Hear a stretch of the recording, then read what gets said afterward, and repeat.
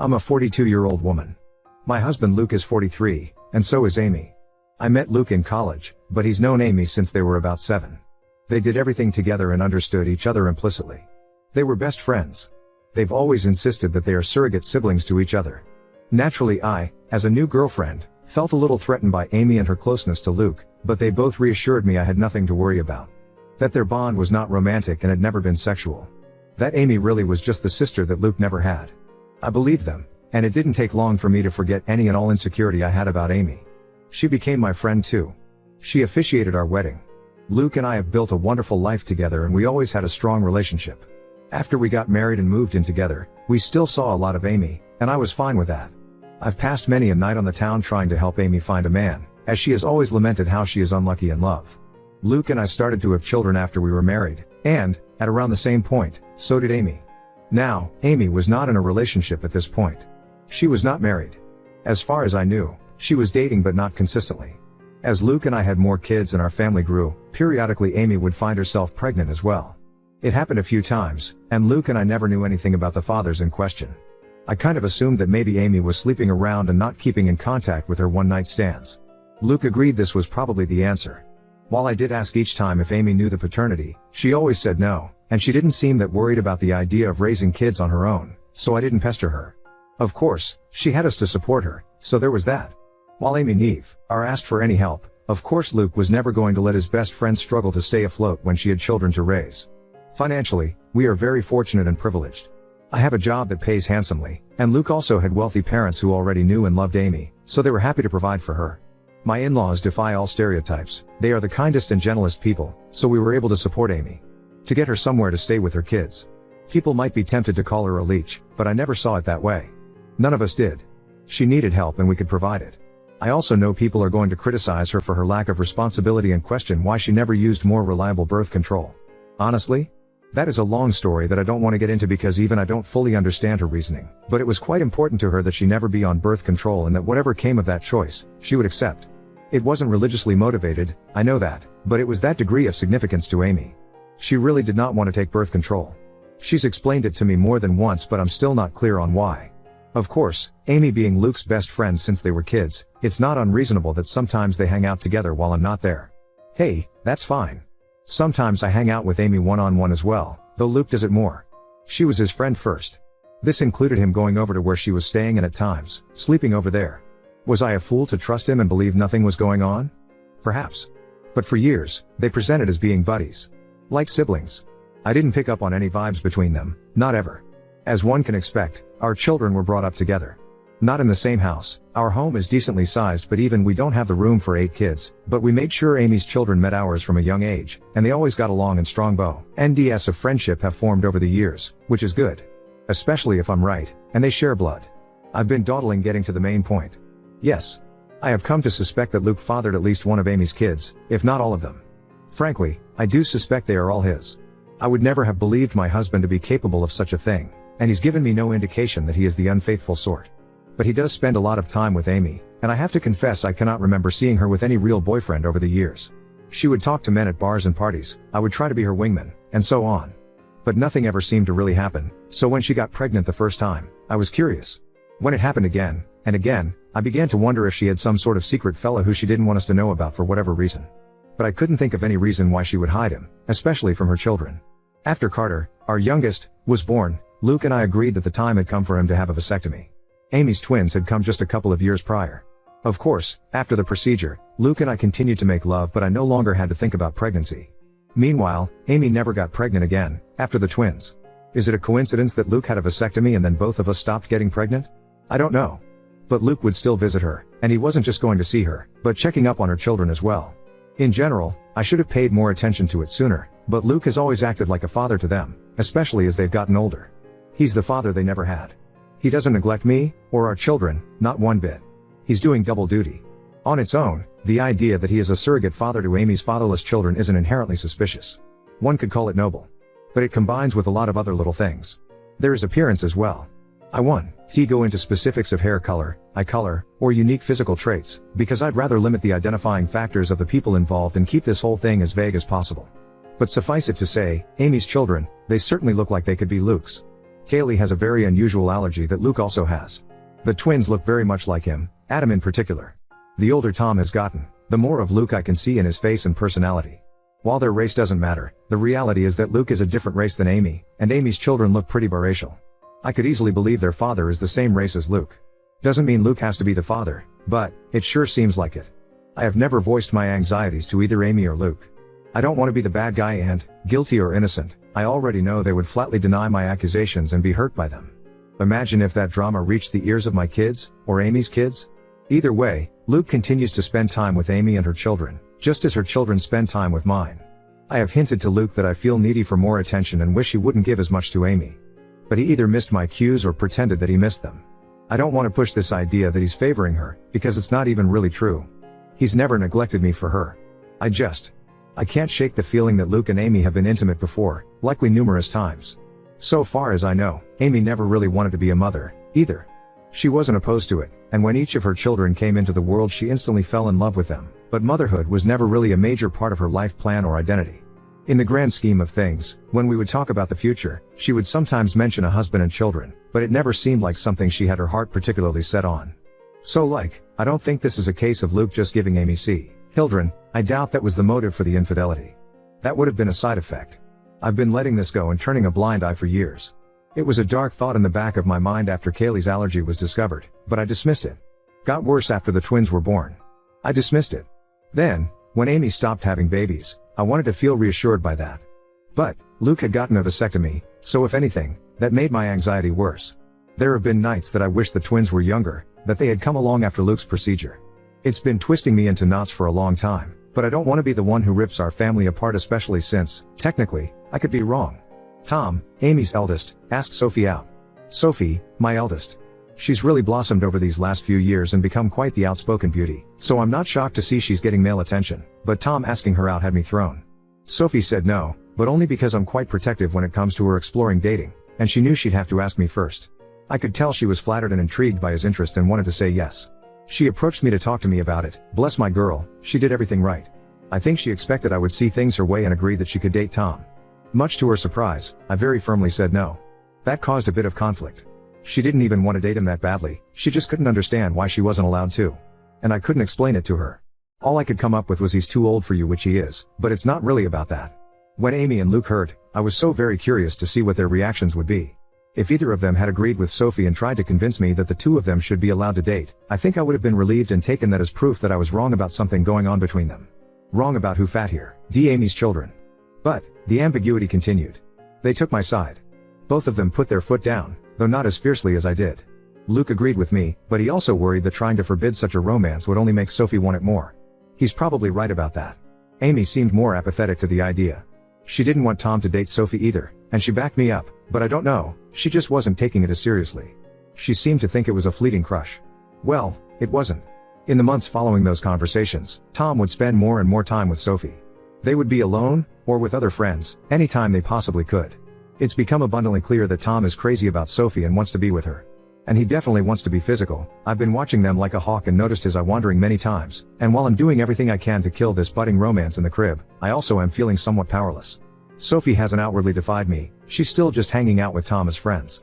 So forcing them to stop spending time together would be unreasonable, and probably encourage more sneaking around. But I'm so afraid that they're already doing that. My nightmare is that they're secretly dating, and doing God knows what when no one is looking. I've observed Tom being rather handsy with Sophie, and she presents no objection whatsoever, and I just don't know what to say. I had considered trying to convince Sophie that Tom is like her brother, but if she doesn't see him that way, I don't really have the power to rewrite their emotional dynamic or the history of their friendship. I always saw Amy and her children as being like family, but my kids might see Amy's kids more as best friends.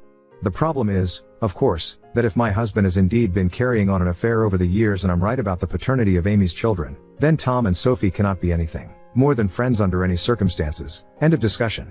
It can never happen. I feel powerless to stop it, though. Luke has apparently talked to Tom about this, as has Amy, but he is unrelenting and he won't give up on Sophie. I think she enjoys that attention and devotion. Tom has also confronted me and asked why I'm so against this when I know him very well and I know he would be good to Sophie. I didn't know what to say other than to fall back on her being too young for him. But that won't work forever. If, God forbid, They're still attracted to each other in a few years, then they'll pursue this with abandon, and once they're legal adults, there's nothing I can do about it. Amy and Luke agree with me that Tom cannot date Sophie, but that's all they've really done. They feel just as powerless as me to prevent teen love. It genuinely feels sometimes like they've just given up and will bury their heads in the sand about this. Just do nothing and hope the feelings pass as Tom and Sophie get older. Which, yeah, they're in high school. It's unlikely Tom will be in love with Sophie forever. But my fear is that she'll let him do something intimate with her before that time comes, something neither of them can take back. I am this close to opening a door I cannot close, this close to screaming at Luke that all this wouldn't be happening if he hadn't cheated on me these many years. If he hadn't been all but raising a second family with his surrogate sister behind my back. Now Luke's son wants to fuck our daughter, his actual sister, because as far as he knows, she's just his childhood friend. And it's all Luke and Amy's fault for what they've done. If I speak up, everything gets blown to hell. On the off chance that I am wrong, I'm a horrible monster who accused the love of my life and one of my closest friends of doing something horrible. If I'm right, it still tears our entire structure apart. The family and social unit we've become over the last several years is gone, and everyone will be stressed and upset even if Luke and I don't divorce. If I do nothing, Sophie's eventually going to sleep with Tom and be his girlfriend.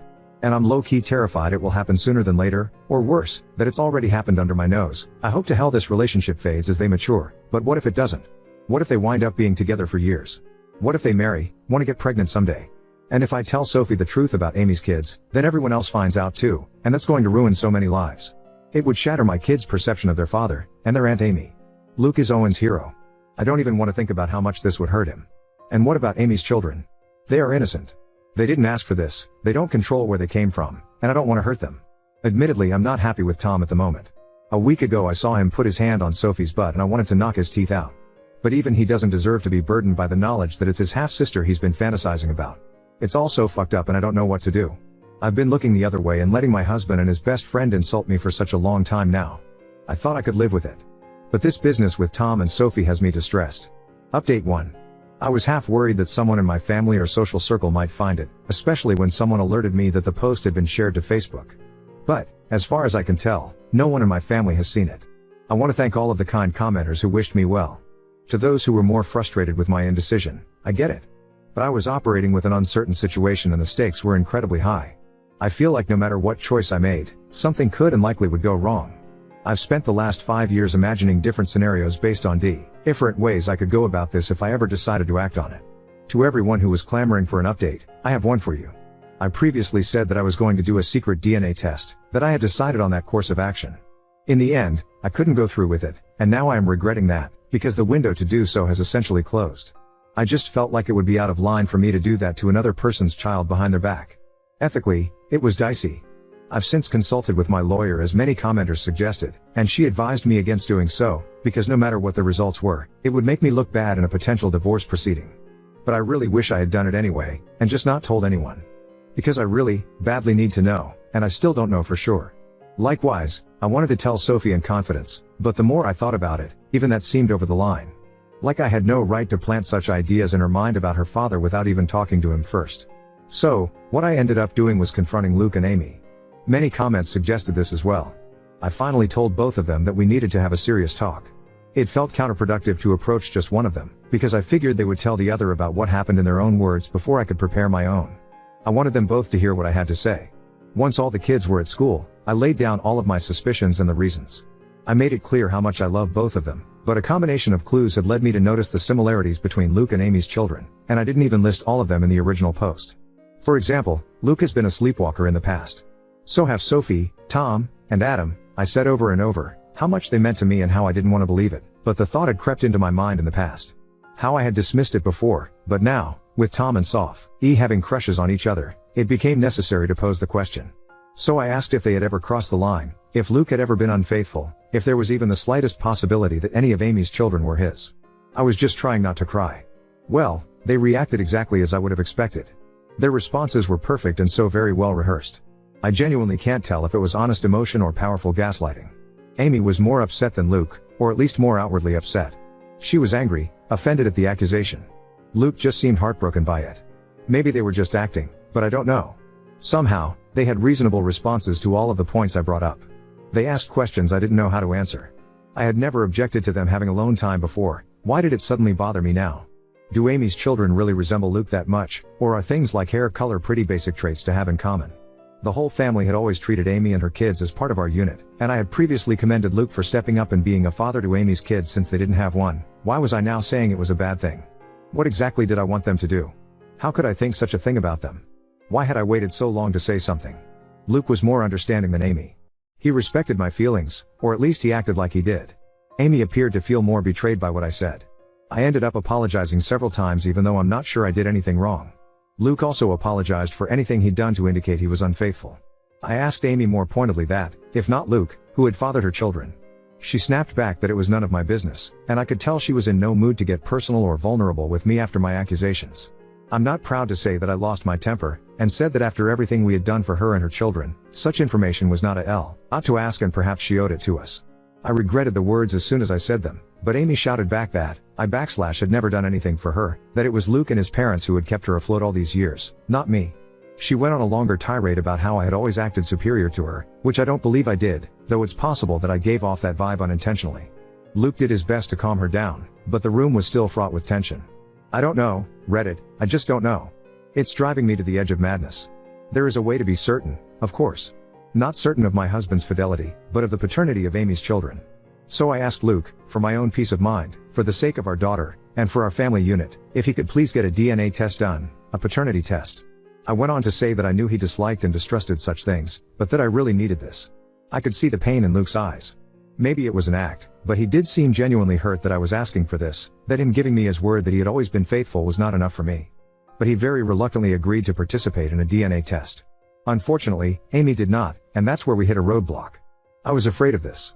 But Amy was infuriated at the whole concept and told me in no uncertain terms that I would not be getting samples of her children's DNA and basically told me to fuck off for asking, several times in several variations. I pressed Luke, and honestly he was a bit useless but probably right. He tried to convince Amy but she wouldn't hear of it, and he kind of shrugged to me when I pushed him for further support. Because he can't force her to get the test done. If she refuses, that's really a dead end. Trust me, it is. I looked into this quite a bit and consulted with my lawyer. The problem is, Luke could, in theory, petition the court to demand a paternity test for Tom and the others. The issue is that, to do this, he'd essentially be claiming he slept with Amy and he believes her children to be his. That would be the version of events he'd be maintaining. But Luke has staunchly insisted that nothing ever happened with Amy. That he never cheated on me.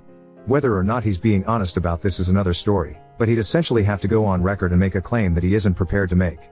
He is quite certain the children aren't his and he has no intention of fighting for custody of them. So no judge is going to compel Amy to submit samples of her children's DNA. Tom is also old enough that his consent would be a factor. If both he and Amy refuse to participate in the test, it's unlikely that Luke would have a case. He'd have to target one of Amy's younger children, like say, one of the twins. But he doesn't want to do that. He doesn't want to take his best friend to court to prove something that, in his words, he already knows isn't true. Luke is asking me to please just let this go, and trust him, because pursuing this will fracture everything. And according to my lawyer, it's not realistic anyway. For Luke to establish paternity, he would need to admit to an affair in the first place, and he's not doing that. And if he did, that would pretty much be all the proof I needed to be certain, even if I'd need more in a court case. I pestered him further about Tom and Sophie. Insisted that I didn't want them dating. Luke agreed, and apparently Amy still agrees. Luke plans to have a talk with Tom and activate protective Papa Bear mode. Among other things, he's going to remind Tom that in a couple of months when he turns 18, him being intimate with Sophie will literally be a crime. I wouldn't actually press charges against him as I know he'd never do anything against Sophie's will, but I'm not above implying the threat. Thankfully, Luke isn't either. I did ask him if he'd be open to potentially swiping a sample of Tom's DNA to do a private paternity test, but he was very hesitant about the idea. Like me, he viewed it as unethical. He also pointed out that if we were to do this and Amy found out, it would mean the end of our friendship with her, most likely. Things are, Luke believes, still in a salvageable state, where Amy and I could reconcile and become friends again, and I can see how much he wants this to happen. But, if I did a DNA test on Tom behind Amy's back and she found out, I think she would hit the roof and I wouldn't entirely blame her. Though I'd be very interested to see the results. Luke ended up going to see Amy and spending the night. I know all of you are cringing and throwing up your hands, and trust me, I wasn't happy about it. That was a very long conversation. But he was adamant that he needed to perform damage control. So they spent the night together. With Luke maintaining that nothing happened. I did not sleep a wink and I kept texting him for updates. So far as I can tell, Amy will cool off, but she needs a little time. Luke and I talked things over when he came back the next morning. It was an emotionally fulfilling conversation and we ended up agreeing to take the kids, our kids, not Amy's, to visit their grandparents for a few days. It was an impromptu visit but we've done it before and they were delighted to have us. I just really wanted our family to spend some time together away from Amy's side of the family, so to speak. I always love getting to see my in-laws. I'll refer to them as Jim, 75M, and Kat, 67F. I know Reddit is famous for stories about the mill from hell, but in my life that couldn't be further from the truth. I feel safe with them. To the point that, when they took notice of how distant Luke and I were from each other, I finally relented and confessed my fears. I told them of my anxiety that Amy and Luke were having an affair, and that Amy's children might be his. Here's where things got a little bit interesting. When I told them what I was feeling, Kat just gave Jim this pointed look, and did a big, dramatic sigh. So it turns out, Kat has had similar misgivings to mine and genuinely suspected over the years that Luke and Amy were closer than they'd ever admit, that they had crossed the line in the past. Jim, on the other hand, simply refuses to even consider the idea. He has always insisted that Kat is seeing things that aren't there. He maintains that Luke and Amy are like siblings and would never do such a thing. Kat thinks his stance on this is naive and that, even if she and Jim had taken Amy in and loved her like a daughter, that didn't mean Luke viewed her as a sister or that she viewed him as a brother. But Jim just continued to insist that this is what they are and had always been. I could tell that he and Kat have already had this conversation before, and they kept going in circles, with Kat getting exasperated. She pointed out that, surrogate siblings or not, Luke and Amy were not actually brother and sister, so nothing was stopping them from being physical together if they felt a mutual attraction. At that point, Jim just sighed and walked away from the conversation. So yes, Kat has privately wondered if Amy's children weren't fathered by Luke, which is part of why she has always treated them as her grandchildren. Which was never something that I minded, to be clear. I also don't mind that Kat never voiced these concerns to me. She had no proof, and she saw far less of Luke and Amy's closeness in our adult lives than I did. As for the kids, they're doing alright. I don't know what Amy told her children, but I think the general consensus, the official version of events, is that Amy and I had a fight and need a break from each other. That's what Luke and I told our children, and when pressed for more information, Luke did defend me and shut down the questions, saying it wasn't their business. I don't know if Amy kept to that version of events, but my children and her children have others' phone numbers and social media, so they've presumably still been in contact over the last 2 days. I think my kids would have kept Amy's kids in the loop on the updates, and if Amy had told them anything else significant, they would have relayed that information to my kids. After all, we know Sophie and Tom are very close. I did try and talk to Sophie about that more, but the timing was off, because Sophie rejected my counsel and interpreted my reinforced reluctance as being attributed to my fight with Amy. She maintained that she wasn't dating Tom. To what degree that's actually true, I don't know, but she was going to remain close friends with him, and while she isn't usually a disobedient child, she made it very clear that she was putting her foot down on this one, and, to be fair, I can't really justify trying to separate them or forbid them from being friends. They've known each other for years. Luke has my back on them not being allowed to date, but he wouldn't have my back on them not hanging out anymore. I wish I had a more definitive update. If anything significant happens in the next few days, I can let you guys know. I'm mostly just kicking myself for not having done the secret test, even for my own peace of mind, as now I feel like I'm locked out of the only way to get definitive proof one way or the other. Update 2. I didn't expect to have another update so quickly, but after posting my first update I did a lot of thinking about my kids. I ultimately decided that whatever else happened, I needed to warn Sophie about the situation, and do so immediately. To hell with Luke and whatever that meant for him. To hell if that meant all of the kids learned of the situation. She needed to be aware of what she might be getting herself into. So I discreetly kept her out of school. We went back home, to our home, last night, and this morning, I dropped everyone off and saved Sophie for last, before driving right past her school and telling her we needed to talk. Always a frightening thing for a teenager to hear from a parent, but I was quick to establish that she was not in trouble, but she needed to know the truth about why Amy and I were fighting, why her dating Tom was out of the question. I very gently explained that because of Luke's closeness to Amy and Tom's resemblance to him, I had come to suspect that perhaps Luke and Amy were intimate at some point over the years. If that was true, and there was any chance Tom's father was actually Luke, that would be a significant problem. Sophie was quiet during all of this, and even after I had stopped talking to let her respond, she paused for quite a while, before she finally said that we needed to get Tom and discuss this with him as well. I had no objections, so she texted him to meet with us. They're both skipping school today, but Sophie gets straight A's and this is extremely important, so I looked the other way. Tom came to meet us, and Sophie had me relay what I told her to him as well. I apologized to him for any indication I might have given that I didn't think he was good enough for my daughter, and to both of them for not telling the truth sooner. Tom and Sophie just gave each other this oddly knowing stare. And, Reddit, that's when they blew my mind. Sophie spoke first, with Tom backing her up. They revealed to me that in fact, they had already known about Luke and Amy, or at least they had strongly suspected. Apparently Tom has overheard conversations that are questionable. As well as overhearing the sounds of sex from Amy's room, sounds he would just as soon forget, but all signs point to Amy's lover having been Luke. Tom had wondered for a very long time, and back in January, he finally voiced his fears to Sophie. She agreed with them. She could also see a strange sort of closeness between her father and his mother. They agreed that Luke was likely having an affair. They agreed that, because of Kaylee's allergy, Luke might very well be her father. And if Kaylee was Luke's daughter, the rest of Tom's siblings could be Luke's as well. Tom could be Luke's kid himself. The math led them to the same places as me. So Sophie and Tom came up with a little plan. As it turns out, they are not in love. They never were. They're still just best friends. But they had the same instinct as me, that they didn't want to blow up our entire family and social unit without more direct evidence, which Tom has been working on acquiring, and though Sophie very badly wanted to tell me the truth, she was hesitant because she knew it would shatter me. She had no idea I was already suffering in silence. Sophie apologized for not voicing her suspicions sooner. Honestly, we both cried, and I made sure she understood that none of this was her fault, and that I loved her very much. So, the bottom line is, Sophie and Tom already know they could be half siblings and aren't actually interested in being a couple. That was their idea for how to rock the boat. To force Luke and Amy to do something about the situation rather than just keep making a fool out of me. I also think it was Tom/Sophie's way of punishing them for their affair. Teenagers can be vindictive. So they concocted this idea that they wanted to date. Every flirtation I've witnessed, every inappropriate touch, all staged, apparently, and for the benefit of Luke, Amy, or both. This was supposed to make them sweat, and Sophie/Tom expected they would jump out of their seats to forbid it from happening. When I was the one who did instead, that kind of threw the kids for a loop. They couldn't understand why I cared more than the actual cheaters. They began to suspect that maybe I knew. Tom confronting me that one time about why can't I date Sophie was him trying to gauge if I knew or not. Maybe I shouldn't be surprised. Sophie and Tom have always been close friends and confided in each other. Maybe I should be a little more concerned at how sneaky they've been, but, honestly, I'm just so relieved they're not dating. Sure, they could be lying to throw off the scent, I guess, but they apparently already knew that they're likely related. They didn't blink at all when I told them. We even had a bit of a laugh together when Tom mentioned how he had been a little offended that I was so against him dating my daughter before. I kind of jokingly asked him, "So you don't think she's gorgeous?" And Tom, bless his heart, shrugged it off. She is. But so is my English teacher, and I'm not asking her out either.